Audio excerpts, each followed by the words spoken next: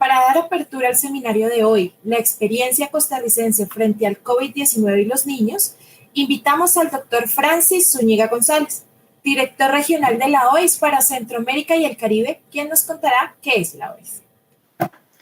Muy buenos días a todas y todos. Desde San José de Costa Rica, un gran saludo a todos los que nos están siguiendo por streaming. 250 personas ha sido más o menos el grupo de gente que está siguiendo estos seminarios y representantes de 19 países. Hemos invitado para el día de hoy a todas las instituciones de seguridad social de Centroamérica y el Caribe, así que tenemos gente también escuchando desde República Dominicana hasta Guatemala, hasta Panamá y a todos los demás países iberoamericanos. Para mí es un gran honor, de verdad, presentar este evento que es un convenio entre el Ministerio de Trabajo de Colombia y la Organización Iberoamericana de Seguridad Social, de tal forma que, en primer lugar, quisiera respetuosamente emitir un caluroso saludo al doctor Ángel Custodio Cabrera, ministro de Trabajo de Colombia, y a la señora viceministra de Relaciones Laborales de Colombia, la doctora Ligia Estela Chávez, así como un agradecimiento al doctor Román Macaya Hayes, que es el presidente ejecutivo de la Caja Costarricense del Seguro Social, al gerente médico de la Caja y, por supuesto, a la doctora Marcela Hernández, a la doctora Olga, también directora del Hospital Nacional de Niños de Costa Rica, y, por supuesto, un saludo especial, me dijeron, y permítanme a ver si lo pronuncio bien, a los docentes administrativos y alumnos de las escuelas de Nariño, especialmente los municipios de Tambo, Peñón, Los Andes y Samaniego. Me dijeron que esos son los que hoy nos están escuchando, así es que en nuestro país decimos muchachos y muchachas, qué gusto que nos estén escuchando, ojalá que estén muy bien, ojalá que puedan, que tengan, que escuchen estas recomendaciones que la doctora nos va a hacer y que podamos aplicarlas de verdad contra esta pandemia que estamos viviendo. Les tengo que decir que la mayoría de los que nos están escuchando, no son costarricenses. Les voy a hacer una pequeña referencia a la Caja Costarricense del Seguro Social, que cumple 80 años de constituida el próximo año. Fue constituida en noviembre de 1941. Es la institución gestora de seguridad social más importante que tiene el país. Tiene el control básicamente de lo que son los seguros de salud, los seguros de pensiones y todo lo que es vacunación y otros elementos importantes, digamos, dentro del sistema de salud costarricense y dentro del sistema de seguridad en un todo costarricense. Dentro de los hospitales nacionales que tiene la Caja Costarricense del Seguro Social, tenemos al Hospital Nacional de Niños, y permítanme ahí decirles que el Hospital Nacional de Niños ha sido considerado como uno de los hospitales más importantes de toda Latinoamérica para la atención de niños, niñas y adolescentes, de tal forma que los procesos de investigación, el tratamiento y el servicio que brinda el Hospital Nacional de Niños es para todos los costarricenses de vital importancia, pero además permítanme indicarles que estamos sumamente orgullosos de esa institución como tal, que es icónica en el desarrollo de la salud de nuestros niños y niñas en nuestro país. Así es que tener hoy a una representante del hospital que nos va a emitir sus consideraciones sobre este tema es muy placentero para nosotros, y así es que de nuevo a doña Marcela quisiéramos expresarle nuestro agradecimiento a la doctora y en general a todos los funcionarios del Hospital Nacional de Niños que se encuentran evidentemente, como decimos, que lo hemos repetido, pero que en realidad en nuestros países, especialmente en Centroamérica en los últimos días, y en nuestros hermanos colombianos, tanto los de Cartagena, pero especialmente los que están al frente, decimos nosotros, de nuestra costa Caribe. Decimos que están al frente porque básicamente están al frente de nuestra costa Caribe, que son los de San Andrés y Providencia. Nos ha tocado no solamente la pandemia, sino que nos ha tocado en los últimos días afrontar dos famosos huracanes que ustedes se han dado cuenta, y eso, pues no es únicamente que han estado al frente, digamos, como decimos, de la pandemia, en primera línea, son el cuerpo de defensa de esta pandemia, sino que también han tenido que ampliar terriblemente su accionar para atender a todos los problemas que se nos han presentado con estos huracanes. Evidentemente, aprovechar también esta oportunidad para brindar un caluroso saludo y un abrazo de apoyo a todas estas instituciones de seguridad social, miembros de la OIS, que son todas prácticamente en Centroamérica, que están en ese proceso de atención no solamente de la pandemia, sino de todas estas consecuencias tan fuertes que hemos tenido con este tema. La doctora forma parte de este hospital que les estoy diciendo, el Hospital Nacional de Niños, y forma parte de ese gran equipo de trabajo, digamos, que está en este proceso de atención del COVID. Proceso que en realidad nos encontró con nuestras instituciones de seguridad social, tenemos que decir que preparadas para esto. Sí, tuvimos que correr, tuvimos que hacer muchas cosas para poder llegar a donde estamos, pero evidentemente con la capacidad y el trabajo de todos estos especialistas, pues hemos podido enfrentar algo a lo que no nos habíamos enfrentado durante más de un siglo. Así es que evidentemente quisiera agradecer no solamente la participación, sino el trabajo que están haciendo. Para mí es un placer poder introducir este evento de cultura, de seguridad y de salud desde la escuela, como le han llamado nuestros hermanos colombianos. Y para esos efectos me permito trasladar la palabra a mi querido compañero y amigo, el doctor Gustavo Riveros Aponte, que presentará a la doctora Hernández. Don Gustavo, un saludo. Muchísimas gracias, doctor Francis Zúñiga, director de la OIS para Centroamérica y el Caribe. Para mí es un placer presentar a la doctora Marcela Hernández de Mazerville. Ella actualmente es la coordinadora de la Unidad de Vigilancia Epidemiológica y Prevención y Control de Infecciones en el Hospital Nacional de Niños de San José de Costa Rica. Es un cargo que ella ocupa desde el año 2005. La doctora Marcela Hernández realizó sus estudios de medicina en la Universidad Autónoma de Centroamérica e hizo su posgrado en la Facultad de Medicina de la Universidad de Costa Rica. Posteriormente, hizo su subespecialidad en la Universidad de Toronto, en el Hospital for Sick Children de Toronto, Ontario, Canadá. La doctora Hernández ha trabajado para la Caja Costarricense de Seguro Social por más de 20 años. Ha sido profesora del posgrado de Pediatría e Infectología de la Universidad de Costa Rica por más de 10 años. Actualmente es asesora del Centro de Control de Operaciones para el COVID-19 de la Caja Costarricense del Seguro Social y pertenece al Grupo Técnico para COVID-19 del Ministerio de Salud de Costa Rica.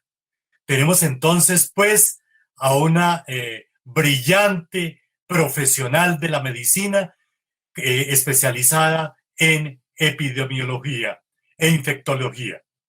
Con ustedes, entonces, la doctora Marcela Hernández de Mazerville. Muy buenos días. Muchas gracias por esa introducción, muchas gracias al doctor Francis Zúñiga, al doctor Gustavo Riveros, a la Organización Iberoamericana de Seguro Social por la oportunidad de compartir un poco la experiencia que hemos estado teniendo en Costa Rica con esto del COVID que ha venido a mover al mundo entero. Sí quiero decirles que con mucho agrado escucho que tenemos participación de los estudiantes de Nariño, tierra que tengo con mucho cariño en el corazón. Yo he visitado el Hospital Universitario de Nariño en el pasado, que ganaron el Premio Latinoamericano para la Excelencia en Higiene de Manos. Tuve el placer de ir a hacer esa visita. Tengo que decir que toda una experiencia, se me mataron unas cuantas amebas en el aeropuerto, en verdad es toda una experiencia aterrizar en Nariño y los guardo y con mucho cariño a todo el personal del Hospital Universitario de Nariño. Bueno, para empezar, también agradecer a la doctora Olga Arguedas de la Dirección del Hospital Nacional de Niños por la oportunidad que me da para poder compartir la experiencia de la niñez y la adolescencia en tiempos de COVID, una perspectiva pediátrica. Esta es la agenda.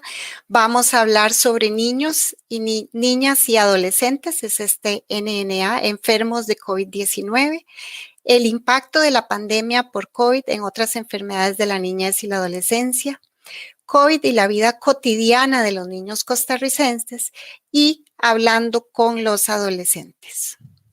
Estos son datos mundiales del porcentaje de casos pediátricos enfermos con la COVID-19 en diferentes países del mundo. A nosotros, a Latinoamérica, pues nos llega un poco después, ¿verdad? Nos dio oportunidad para prepararnos, ¿verdad? Para poder tener los insumos, hacer reorganización de camas, de hospitales, porque siempre hemos ido un poco después de lo que ha sido la presentación en Asia, en Europa o en otros continentes, y nosotros estábamos preparados para la cantidad de pacientes pediátricos que nos estaba enseñando el mundo, que nos llevaba unas cuantas semanas de ventaja.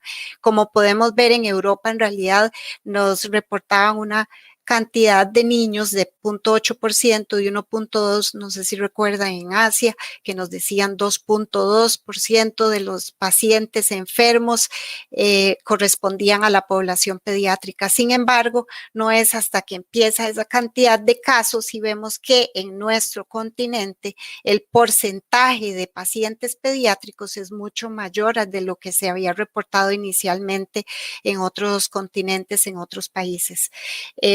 Teniendo cifras desde un 8.1% de la población, del total de enfermos que responden a la edad pediátrica, hasta un 16.1%, por ejemplo, en Argentina.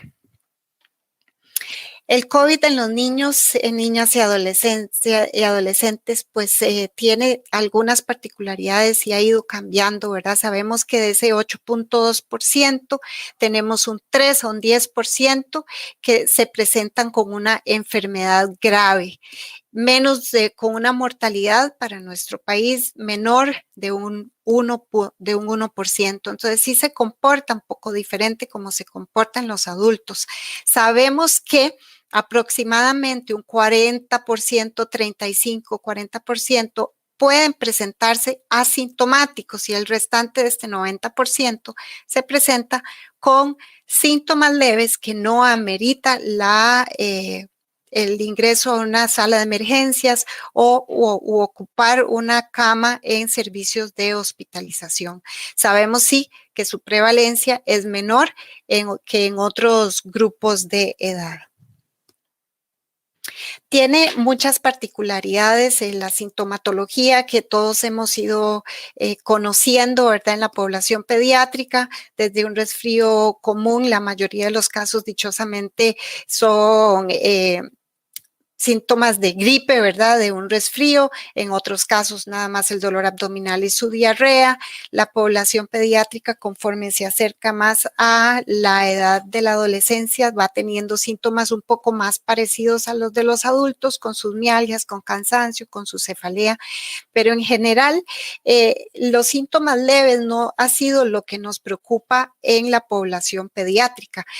Para nosotros en la población pediátrica también se viene el tema tema del embarazo y los cuidados del recién nacido en los tiempos de coronavirus, que ha sido todo un reto, y qué va a pasar con esos recién nacidos. Tenemos un lineamiento de atención de la embarazada y los recién nacidos, dónde ubicarlos, que digan la verdad. Muchas veces ante la emoción de venir a tener su bebé se les olvida que son contactos confirmados con casos COVID, o que el papá es un confirmado con casos COVID, y omiten esa información y se expone al personal de salud. Ha sido todo un reto. Lo que sabemos con los recién nacidos es que pareciera hasta ahora no hay evidencia que demuestra que tenga una transmisión vertical. Sin embargo, sí se está viendo una asociación entre prematuridad y las madres que tienen COVID-19. Este es todo un gran apartado y que todavía tenemos que aprender y conocer y estudiar mucho, y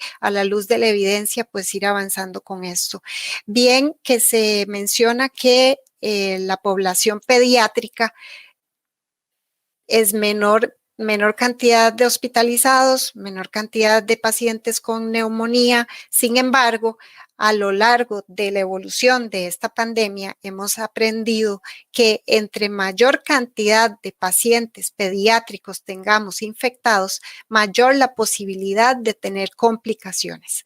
Diferentes complicaciones se están mencionando, y de las que aparecieron inicialmente, llamándolo, ¿verdad?, como un Kawasaki-like o algo parecido a una enfermedad de Kawasaki, que es un poco diferente por la edad en la que prefiere, y porque afecta también otro tipo de sistemas. Lo que tiene parecido esta enfermedad es básicamente que persiste con su fiebre. Ahora vamos a ver unas diapositivas ilustrando un poco más, pero sí, Estados Unidos, Nueva York, hace esa observación de que se asocian, es la enfermedad que puede asociar la mortalidad, y estamos hablando del síndrome multiinflamatorio sistémico en la niñez, MISC por sus siglas en inglés, o el PIMS por sus siglas en español, que esto es lo que puede llevar a complicaciones.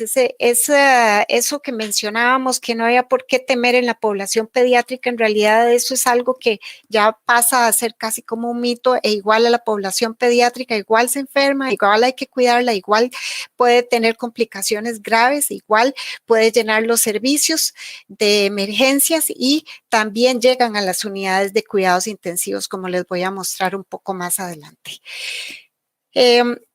Hay un esfuerzo internacional de seguimiento de la Organización Mundial de la Salud sobre el síndrome inflamatorio multisistémico en niños y adolescentes relacionados con el COVID-19, donde nos invita a los países a ingresarlos en su base de datos para poder hacer la vigilancia de la cantidad de niños y adolescentes que se están presentando con el PIMS, que como estas fotografías lo enseñan, en realidad es una patología que es postinfecciosa, que no ocurre en la etapa aguda de la enfermedad. Son niños que refieren a haber tenido un resfriado, una diarreíta, y un par de semanas después se presentan severamente enfermos con brotes en la piel. Pueden tener una lengua en frambuesa, como se ve esta, la conjuntivitis, la mucositis, la inflamación de las mucosas, los edemas, y además que es una enfermedad que los hace llegar a la unidad de cuidados intensivos también por trastornos de coagulación y esa reacción exagerada de sus defensas y antiinflamatoria, ¿verdad? Para defenderse del COVID inicialmente, y luego se presenta como una enfermedad posinfecciosa. Nosotros en el hospital de niños ya llevamos más de 12 pacientes ingresados con MISC, de los cuales aproximadamente la mitad han llegado a la unidad de cuidados intensivos. Ninguno, dichosamente, de estos pacientes por MISC ha fallecido. Todos se han recuperado. En la actualidad tenemos 2 hospitalizados todavía en vías de recuperación. ¿Y cómo estamos haciendo? ¿Qué estamos haciendo en Costa Rica para poder ayudar a los niños, cómo los estamos cuidando, niños, niñas y adolescentes.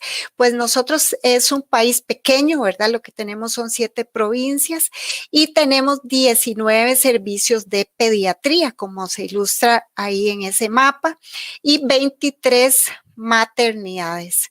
Tenemos una red pediátrica consolidada institucional en la Caja Costarricense de Servicio Social y tenemos experiencia previa de manejo en red porque nosotros, al igual que el resto de los países, normalmente tenemos un pico respiratorio que nos mantiene bastante ocupados a partir de julio, que nos llena la red de pediatría, los servicios de emergencias, hospitalización y que ha llegado a llenarnos las unidades de cuidados intensivos al punto de tener que reconvertir. Entonces, para nuestra red, en realidad, hemos sentido un poco más fuerte el virus respiratorio sincicial en cuanto a la ocupación de servicios que lo que está llenando en este momento el COVID en las áreas de cuidados intensivos u hospitalización. Para nosotros ha sido de mayor impacto en el pasado por virus respiratorio sincicial. Y sí comentarles, aquí esto es un comercial, nosotros dejamos de ver virus respiratorio sincicial, ese que causa la bronquiolitis menores de 2 años o resfríos en niños y adultos. No causa tanta infección grave, pero sí en los niños menores de 2 años. El último virus respiratorio sincicial que nosotros vimos este año fue en marzo. De ahí desapareció, pareciera que fue desplazado por el COVID y a partir de marzo únicamente hemos tenido un aislamiento solitario el mes pasado de virus respiratorio sincicial que nos asustó un poco porque como para nosotros es tan movido el pico respiratorio por VRS, pensamos, Dios mío, que esto no pase, que no sea que va a coexistir el SARS-CoV-2 con el VRS. Todavía no lo sabemos, estamos en noviembre, nosotros tuvimos un año en el 2015 donde no tuvimos pico respiratorio por virus respiratorio sincicial en su estacionalidad normal, ¿verdad? Agosto, septiembre, octubre, sino que nos apareció en noviembre y más bien el pico respiratorio, el pico de trabajo lo estábamos viviendo el 31 de diciembre, ¿verdad? Con servicios muy abarrotados, muy llenos. Entonces todavía nos queda la gran pregunta, esperemos que no, pensamos que probablemente el COVID ha desplazado la mayoría de los virus, no estamos teniendo en este momento tanta bronquiolitis o tanta hospitalización por VRS, ni siquiera se están aislando, se está buscando, se hace una búsqueda activa para los pacientes con síntomas respiratorios, que el COVID les sale negativo, se les solicita hacer búsqueda también de otros virus respiratorios para poder estar vigilantes tanto de influenza como virus respiratorio sincicial u otros virus.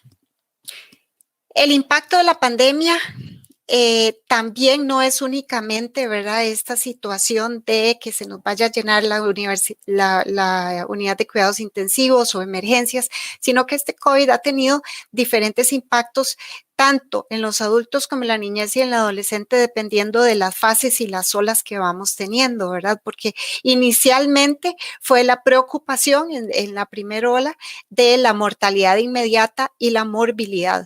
Sin embargo, se viene una segunda ola en muchos países que ya nos encuentra un poco limitados en cuanto a equipo de protección personal, el personal un poco ya más cansado, ¿verdad?, de estar atendiendo esta primera ola y empiezan a salir ya todas esas patologías que por la primera hora y por todas las acciones administrativas que se tuvieron que hacer de suspender cirugías, suspender consultas externas, pues ahora necesitan esa atención y se están atendiendo también muchas de las condiciones no COVID, como por ejemplo, inicialmente todo el mundo encerrados en lockdown, muchos países con restricción vehicular sanitaria y en el momento en que se empiezan a abrir estas medidas, empiezan a aparecer de nuevo los accidentes de tránsito y otras patologías que también requieren de los servicios de emergencias y unidades de cuidados intensivos, sabiendo que estos pacientes con COVID que ingresan a las unidades de cuidados intensivos tienen una recuperación muy, muy lenta, ¿verdad? Y estamos viendo también todas las secuelas crónicas de los pacientes que han tenido enfermedad moderada o severa.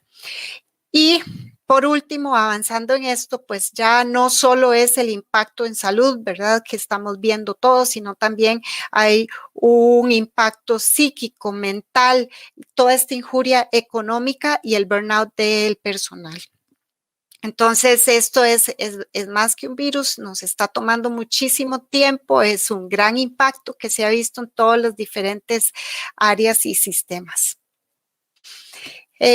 Un ejemplo tal de patología que ha sido impactada, y esta es solo la punta del iceberg, es la violencia, al no tener a los niños en las escuelas, en los colegios, donde muchas veces esa violencia en el hogar se captaba en los sitios de educación, en las escuelas, en los colegios, el tener a los niños tanto tiempo en el hogar, los familiares necesitados de salir a trabajar con un golpe económico, pues sí se está viendo un impacto en violencia y pensamos de verdad que es solo la punta del iceberg y nos hace preguntar, pues realmente están todos los niños en un lugar seguro estando en los hogares y fuera de las aulas, pues eso es algo que nos tiene a todos preocupados. Estos son datitos del primer cuatrimestre donde nosotros vemos que sí, indudablemente hay abuso físico, abuso emocional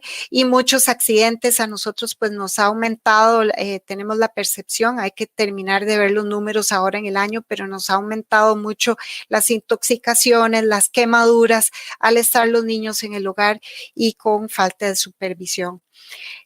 Estos son los datos al 20 de noviembre por parte del Ministerio de Salud de Costa Rica, donde tenemos un total de 129.418 casos.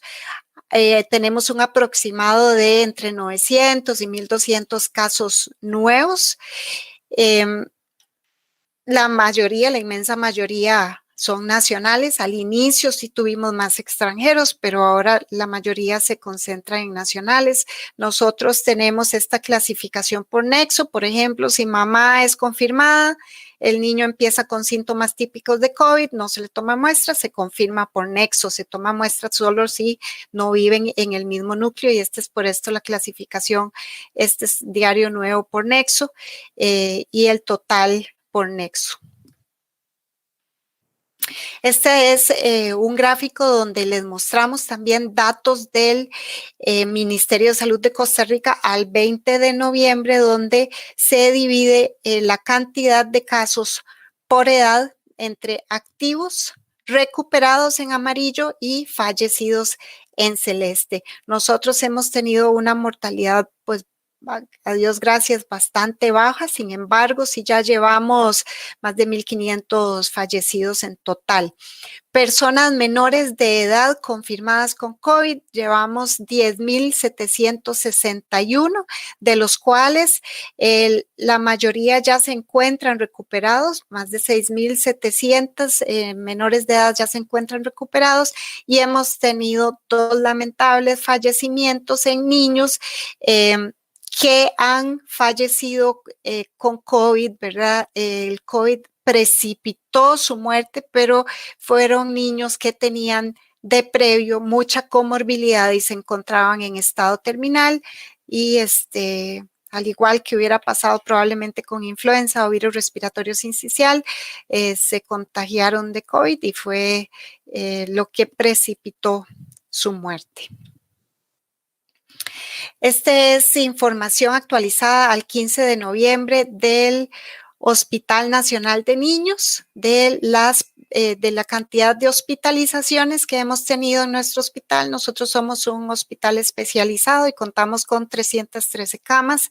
Se hizo una gran reconversión del servicio, se dividió el servicio de emergencias como sugerido por todas las acciones de la Organización Mundial de la Salud. Tenemos nuestras áreas COVID y no COVID y todo el hospital se dividió así, los servicios de hospitalización, emergencias, consultas, etcétera.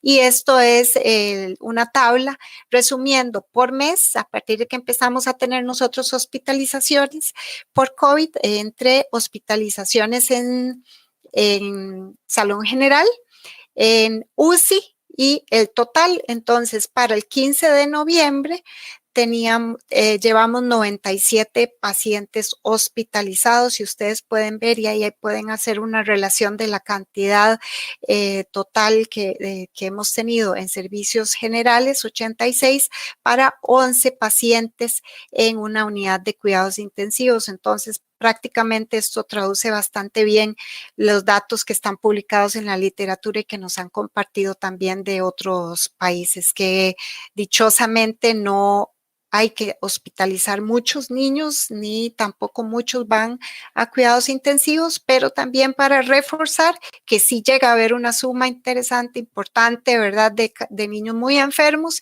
y que van a la unidad de cuidados intensivos. Tenemos un programa de seguimiento telefónico a los niños y niñas y adolescentes con COVID-19. En el hospital de niños seguimos a las personas de 0 a 15 años y en el CENDAIS, que es el sistema de estudios también del posgrado de la Caja, siguen a todos los menores de edad entre 15 y 18 y a todos los mayores de edad, que en Costa Rica la mayoría de edad es a los 18 años. En el hospital de niños tenemos un equipo interdisciplinario donde participan muchos pediatras, médicos generales. Ahora con el tema de teletrabajo, las personas que por sus actividades, en realidad son pocas cosas que pueden hacer de teletrabajo, se nos han unido al programa. Tenemos aproximadamente 20 personas en el programa de seguimiento entre médicos, cirujanos, técnicos que nos están colaborando en sus tiempos de teletrabajo. Todo esto es liderado por la Unidad de Vigilancia Epidemiológica y hacemos una labor conjunta en ese seguimiento. Se llenan bases de datos, se les hacen algunas preguntas clave para identificar si el niño tiene que ser valorado, poder coordinar esa valoración, ver cómo sigue, poder captar situaciones de riesgo para poder coordinar con trabajo social y también con psiquiatría y psicología. En nuestro programa de seguimiento participan también funcionarios de psiquiatría y psicología que si alguno de los pediatras o médicos generales captan que perciben algún factor de riesgo con las preguntas claves que se hacen, se dirige de una vez a estas áreas. ¿Por cuánto tiempo se les da el seguimiento y qué tan seguido?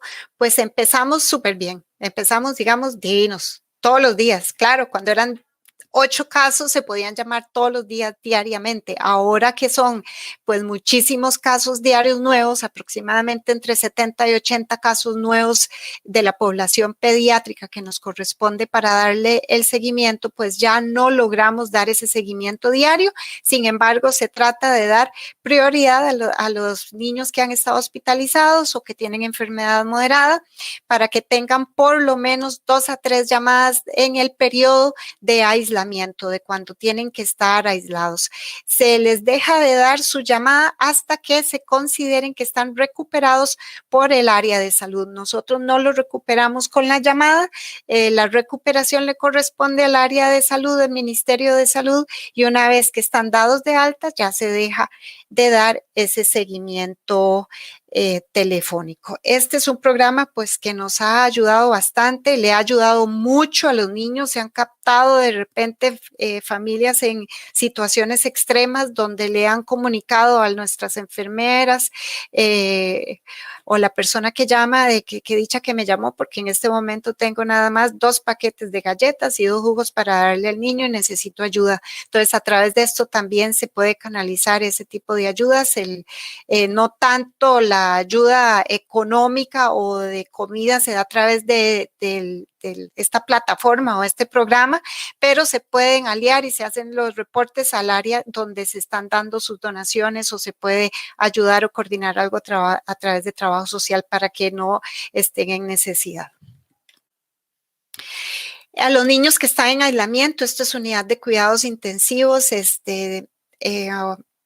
tienen visitas suspendidas, ¿verdad? No, al ser pacientes confirmados y sus familias estar con orden sanitaria o en cuarentena, pues en realidad no reciben visitas de sus familiares. Sin embargo, se ha conseguido para que puedan tener comunicación con sus familiares a través de teléfono o tablets.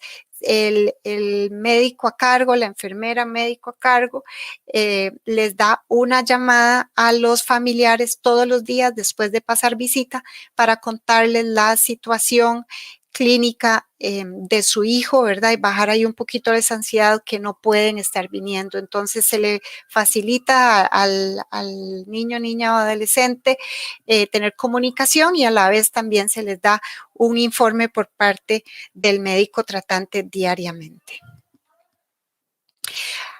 Estas son las estrategias CAJA para la atención de los niños, niñas y adolescentes durante la pandemia, un sistema de teleconsulta en todas las especialidades y subespecialidades para que no tengan que venir de manera presencial todas las personas que están estables, sino poder llamar, ver cómo están, si necesitan medicamentos y hacerles la receta por vía digital y hacérselos llegar. Se dio una continuación en la actividad quirúrgica, sin embargo, en emergencias y ahora en las cirugías que son impostergables. Costa Rica CAJA aún no ha retomado lo que es cirugía electiva. Sin embargo, hay algunas que definitivamente no pueden esperar y se deben programar. Eso se está haciendo. Se ha realizado una gran cantidad y las pueden ver en línea, ¿verdad? En la página de la Caja Costarricense de Seguro Social y también en la página del Ministerio de Salud de Costa Rica, de la cantidad de producción de guías y lineamientos y simulacros para la atención de los pacientes COVID. Por un tiempo, Correos de Costa Rica nos apoyó y fue a dejar los medicamentos puerta por puerta al puro inicio cuando estábamos todos con mayor restricción de vehicular y muchas actividades suspendidas, entonces se les hacía llegar el medicamento a la puerta de la casa. Tenemos diferentes líneas telefónicas abiertas para la mayor parte del día a través del Sendeis 24/7 y en el Hospital Nacional de Niños tenemos nuestra famosa hotline que atiende preguntas en realidad de cualquier tipo. Se hizo con la intención de atender preguntas acerca del COVID. Sin embargo, los papás, los familiares llaman y se les atiende con cualquier duda que tengan. Este hotline tiene una enorme ventaja y es que es atendida por pediatras del Servicio de Emergencias del Hospital Nacional de Niños. Si ellos identifican a algún niño que tenga que ser atendido, pues también se coordina su atención, su traslado para que pueda venir a emergencias.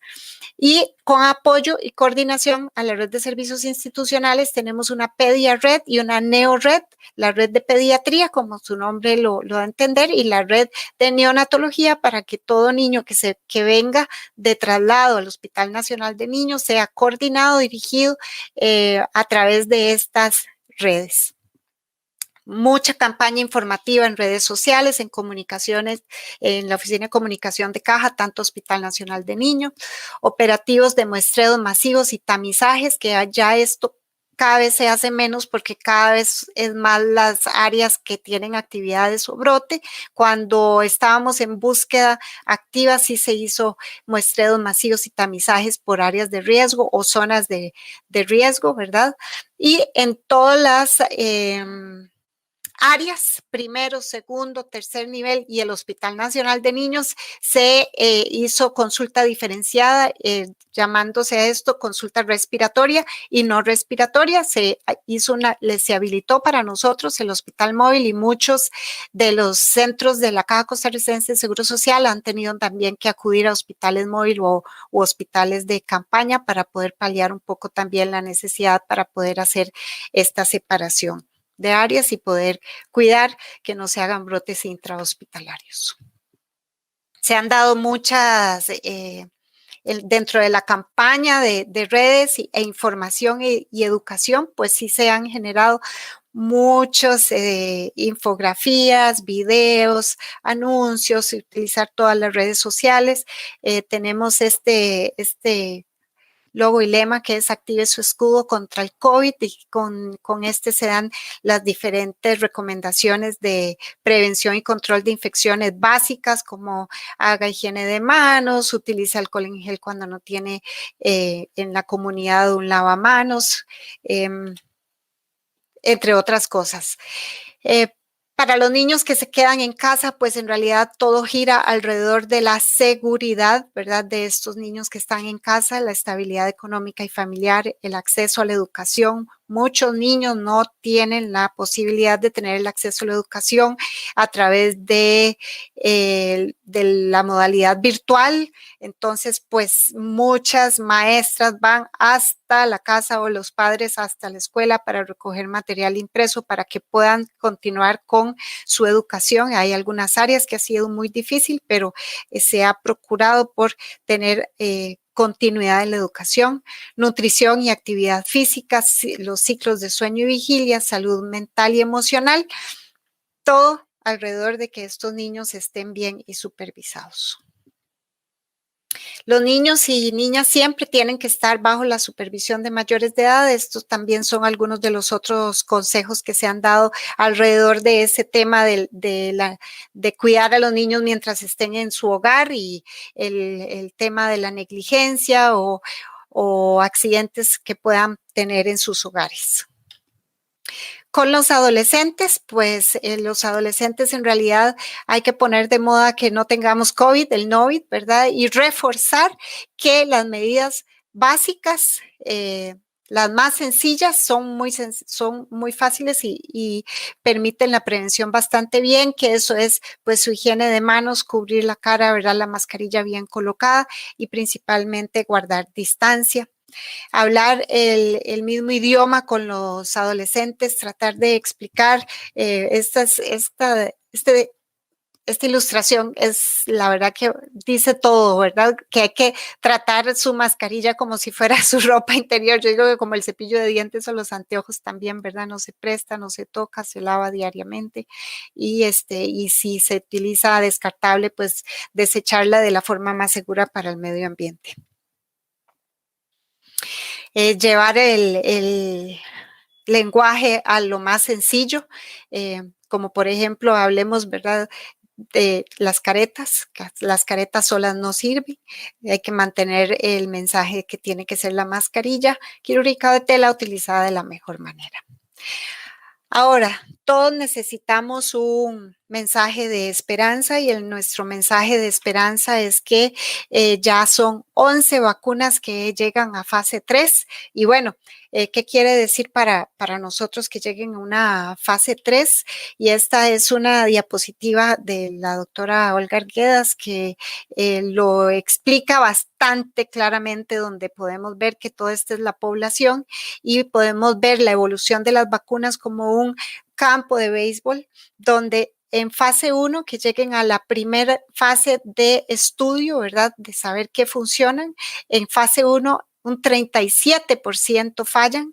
Para que lleguen a la segunda fase o fase 2, un 69% fallan. Y en la fase 3, que ya es cuando se está probando, además de la efectividad y la eficacia, es la seguridad, un 42% de fallo, para que puedan llegar a home y se aprueben un 15% de las vacunas que recorrieron toda su fase de investigación. Ya tenemos 11 aquí, esperamos, y todo el mundo tiene, yo creo, las oraciones puestas en la vacuna para poder ya poder superar esto, ¿verdad? Para que en el 2021 podamos tener acceso a las vacunas y que todo el mundo pueda tener esto. ¿Y a través de qué? A través del mecanismo de acceso mundial de la vacuna contra el COVID, ¿verdad? nosotros, pues al igual que muchos países, entramos a través de OPS y OMS en el sistema de vacunas. Nosotros en Costa Rica pues estamos con COVAX, pero siempre siguiendo la línea y la dirección de la Organización Mundial de la Salud. Y bueno, este es el resumen que les traemos. Quedo atenta para sus dudas y preguntas. Muchas gracias, doctora Marcela Hernández. En este momento vamos a iniciar una ronda de preguntas. Les recordamos a todos que las pueden hacer vía WhatsApp a través de la línea 312-468-5360. Doctora, bueno, ya tenemos varias preguntas. La primera, en varios países latinoamericanos, en algunas poblaciones rurales, existe una prevención frente a las vacunas. Cuando se tenga la vacuna contra el COVID, ¿cómo poder convencer a los padres para que vacunen a sus hijos? Ese es un gran reto para todo el sistema, ¿verdad? De cómo convencer a los padres. Yo creo que para poder convencer a los padres, el que tiene que estar más convencido es el que llega a dar el mensaje. Que ya para que una vacuna llegue a su niño, ya ha pasado por todas estas fases de investigación y ya se ha probado que son eficientes y seguras. ¿Eficientes y seguras contra qué? ¿Contra qué lo vamos a comparar? ¿Qué? Y esto aplica para todas las vacunas, no solo para estas nuevas que vienen de COVID, aplica para todas. ¿A qué se refiere que son seguras y que son eficientes? ¿Qué quiere decir eso? Que si a su niño le da una influenza, es más probable que tenga complicaciones con la enfermedad natural que con un efecto adverso a la vacuna. Normalmente es 1.000.000 de veces más probable tener complicaciones por tener la enfermedad, por sufrir la enfermedad natural, que con la prevención que pueda dar una vacuna. Tal así es el ejemplo, ya puse este ejemplo de influenza, pero podemos ver el ejemplo de sarampión, ¿verdad? Otra de las enfermedades que antes de COVID nos tenía concentrados en la vigilancia de sarampión y todos los brotes de sarampión, la mortalidad por sarampión y las complicaciones por sarampión en la época en que estuvo de pico tenían mortalidad de hasta un 30-40%, ¿verdad? Cuando hablamos de una mortalidad por una vacuna de sarampión, pues en realidad no se puede ni contar porque es casi invisible, ¿verdad? Por no decir cero, ¿verdad? Entonces, eso es lo que viene a dar el beneficio de la vacuna y el que transmite esta información tiene que tener el convencimiento que es totalmente costo-beneficio una vacunación a sufrir la enfermedad en sí. Perfecto, doctora, muchas gracias. Otra pregunta. ¿Cómo deben los padres explicarle a los niños los peligros del COVID sin generar miedos o pánico en los niños? Sí, bueno, esa es una pregunta muy, muy de educación, de verdad, y de manejar con psicología, con psiquiatría. A los niños siempre hay que hablarles con la verdad, pero sin entrar en pánico. A veces pensamos que suavizar un poco la información va a disminuir la ansiedad y muchas veces no es así. Muchas veces los niños quieren saber exactamente qué es lo que está pasando. Ahora, hay una recomendación que siempre nos dan los psiquiatras y eso es de la información que necesita saber. No le van a dar la charla entera, ¿verdad? De cómo mata y la patología y todo eso, sino qué es lo que los tiene angustiados. ¿Qué quiere saber? ¿Qué es lo que necesita saber? Y llegar hasta ese punto de información para no crearles esa ansiedad. Les va a dar ansiedad no saber y les va a dar ansiedad saber mucho. Entonces, en realidad tienen que contestar de la forma más sencilla la duda que tengan. Exactamente qué es lo que les angustia, qué es la duda que tienen. Y por otro lado, darles la tranquilidad que las medidas de prevención funcionan. Las medidas de prevención funcionan. Si todos hacemos las cosas como debemos, de tratar de guardar la distancia, hacer una estricta higiene de manos, utilizar correctamente la mascarilla, tratar de verdad hacer las actividades que son estrictamente necesarias, como me decía, yo tengo una hermana que vive en Canadá y ella me dijo, tuve que ir al mall porque quiero hacer las compras desde ya para Navidad. Pero me llamó la atención, me dice que mucha gente no andaba haciendo compras, nada más andaba paseando en el mall. Pues eso es lo que uno tiene que detenerse y pensar un poco, ¿verdad? En este tema de prevención, y también muy importante con los niños y adolescentes, de verdad ocupan salir, de verdad necesitan ir a este lugar o con este grupo de personas. Ahorita el mensaje que les podemos dar no es estar encerrados al 100%, porque los niños y los adolescentes necesitan salir, y uno como madre lo sabe, que conforme va pasando el tiempo les va haciendo más falta su socialización, sus amigos, pero bueno, ok, hagámoslo en el mejor ambiente en que se pueda. Espacio abierto, con sus mascarillas, no compartan tiempos de alimentación, conversen un rato, traten de no estar cerca e ir manejando las medidas de prevención y la información de la mejor manera posible, porque sí hay muchos niños y adolescentes que la ansiedad los está matando y no quieren salir de la casa, de ese temor, ¿verdad? Hay muchos que quieren salir y hacer de todo, hay otros que no quieren salir del todo y quedarse en sus hogares, que yo digo más bien están de plan de reinserción social para que tengan, ¿verdad?, esa tranquilidad, que si toman las medidas correctamente, y no es que se van a ir a una fiesta y a bailar toda la noche, pero que puedan salir un ratito y conversar con sus amigos. Perfecto, doctora, muchas gracias. Una última pregunta. ¿Cuáles son los primeros síntomas de que un niño está afectado por el COVID?